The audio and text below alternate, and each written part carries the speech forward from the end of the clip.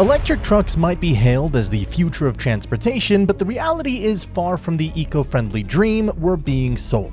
From massive batteries that limit payloads and drain profits to the logistical chaos sparked by rushed mandates, these so-called green trucks are shaping up to be nothing short of a disaster. Let's dive into why the electric truck revolution might be a costly mistake. Environmental and safety concerns. Electric trucks might be marketed as the green solution for the future, but let's be real.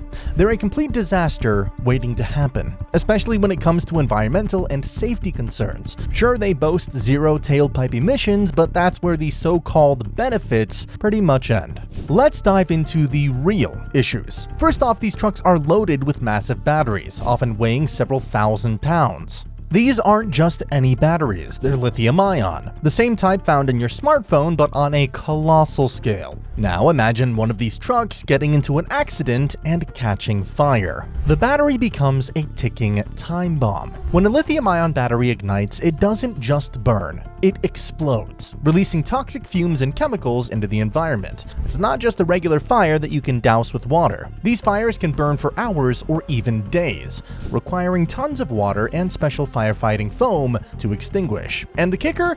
Well, the environmental impact of these fires is enormous, releasing dangerous pollutants into the air and potentially contaminating water sources. But it doesn't stop there. The dangers extend far beyond the immediate environmental impact. Think about the first responders, the firefighters, paramedics, and police officers who rush to the scene of an accident. They're the ones who have to deal with these blazing infernos. Lithium-ion batteries are notoriously difficult to control, and they expose first responders to extreme heat, toxic fumes, and the constant threat of explosions. Traditional firefighting methods often fall short, leaving those brave men and women in harm's way.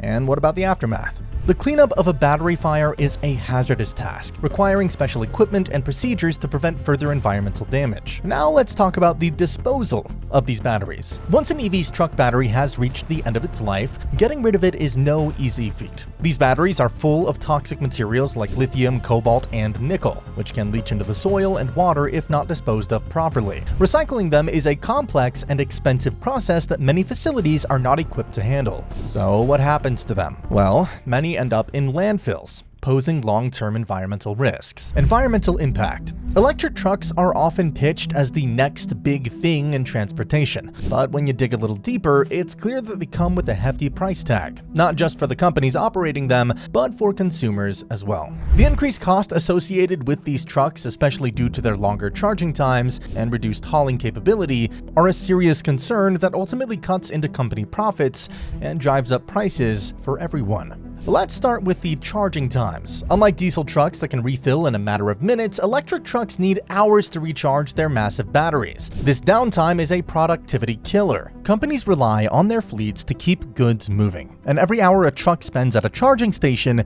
is an hour it's not generating revenue. Over time, this inefficiency adds up, forcing companies to either expand their fleets to compensate for the downtime or accept reduced productivity, neither of which is good for the bottom line. Then there's the issue of reduced hauling capacity. These enormous batteries aren't light, and all that extra weight cuts into the truck's payload capacity. This means that electric trucks can't carry as much as their diesel counterparts, requiring more trips to move the same amount of goods. More trips mean more wear and tear, higher maintenance costs, and of course, more energy consumption. All of this translates to higher operating costs for the company. These increased operational costs don't just disappear. They get passed on to the consumer. When companies have to spend more on transportation, they inevitably raise their prices to maintain profitability. So whether it's groceries, electronics, or any other goods, the cost of shipping those items to stores or directly to your door, that becomes more expensive. And who ends up footing the bill? Well, the consumer. Of course. In a world where businesses are already operating on tight margins, the added expenses of electric trucks can have a significant impact. For companies, these costs erode profits, making it harder to stay competitive. For consumers, it means paying more for everyday goods, The promise of electric trucks was that they would usher in a new era of clean, efficient transportation, but the reality is that they could lead to higher costs for everyone involved. Real-life example of operational inefficiency. The inefficiency of electric trucks becomes painfully clear when you look at real-world examples like that of Mr. Ramos, a trucker who, despite starting his day early, found himself struggling to get the job done. On a typical day with his diesel truck, Mr. Ramos could easily complete 6 hauls, keeping things moving and maximizing his productivity. But once he switched to an electric truck, that efficiency went out the window. Instead of 6 hauls, he could barely manage 2. All because of the long, drawn-out charging times that electric trucks require. Imagine this. Mr. Ramos starts his day bright and early, fully charged and ready to roll. He gets 1 haul in, but by the time he's ready for a second run, the battery is already nearing depletion. Now, instead of loading up for haul number 3 like he would with a diesel truck, he's forced to pull over and find a charging station. And here's where the real frustration kicks in. Charging an electric truck is not like filling up at a gas station. While diesel trucks refuel in minutes, Mr. Ramos has to sit and wait for hours for his truck to charge. Time that he could be on the road, making deliveries, is now wasted at a charging station. By the time the truck is finally ready to go again, half the day is already gone, and after just 2 hauls, he's looking at yet another charging session before he can think about hitting the road again.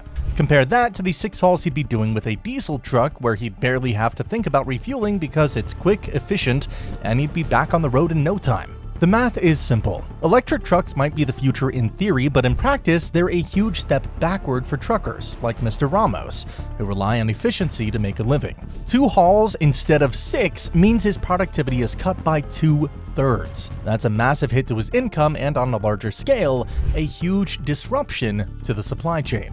When truckers can't move goods as quickly and efficiently as they used to, it's not just a problem for them, it's a problem for everyone, from companies waiting on deliveries to consumers who end up paying more as a result. In short, Mr. Ramos's experience perfectly highlights the inefficiency of electric trucks. Their extended charging times kill productivity, making it impossible for truckers to keep up with the pace they're used to with diesel trucks. What was once a reliable, fast-paced job is now bogged down by waiting around for a battery to recharge, proving that electric trucks, despite all the hype, are simply not up to the task when it comes to real-world trucking demands. California's EV mandate. California's mandate requiring all new dry-age trucks to be electric or hydrogen-powered starting January 1st, 2035 might seem like a bold step towards a cleaner future, but the reality is far from rosy. The rushed mandate has sparked significant criticism, and for good reason. It's not supported by the necessary infrastructure, creating a logistical nightmare for trucking companies now that they're scrambling to figure out how to comply. First off, the infrastructure just isn't there. California's push for electric and hydrogen-powered trucks sounds great on paper, but without the charging stations and hydrogen refueling points to support these vehicles, it's like asking truckers to run a marathon with no water stations along the way. Currently, the number of fast charging stations for electric trucks is woefully inadequate, especially at major ports where these dry-age trucks operate. And let's not even get started on hydrogen refueling stations. Those are even scarcer. Trucking companies are being forced into a corner, expected to adopt these new technologies without the basic infrastructure needed to keep their fleets running efficiently. This lack of infrastructure leads directly to major logistical challenges. Dry-age trucks are the workhorses that keep goods moving between ports, warehouses, and distribution centers. Any delays or inefficiencies in this process can cause a ripple effect throughout the entire supply chain. Electric trucks, with their long charging times, are already a concern for efficiency. And now trucking companies face the added challenge of finding available charging stations. With limited options, these companies might be forced to take trucks offline for hours at a time just to recharge, causing delays in deliveries and pushing up operational costs. Moreover, the mandate feels rushed. There hasn't been enough time for trucking companies to adapt to these new requirements. The industry needs time to phase in new technology, test it in real-world conditions, and ensure that it doesn't disrupt operations. But California's aggressive timeline leaves little room for this, putting companies in a bind. Many are now facing the daunting task of replacing large portions of their fleets in a very short period, with vehicles that are not only more expensive up front, but also come with uncertainties about maintenance and long-term reliability. The consequences of this rushed mandate will likely be felt by everyone, not just the trucking companies. As these companies grapple with increased costs and logistical headaches, they'll have to pass those costs along to consumers. We could see higher prices for goods across the board, all because of a mandate that wasn't fully thought through. If you enjoyed this video, please subscribe to the channel so you can enjoy more videos like this.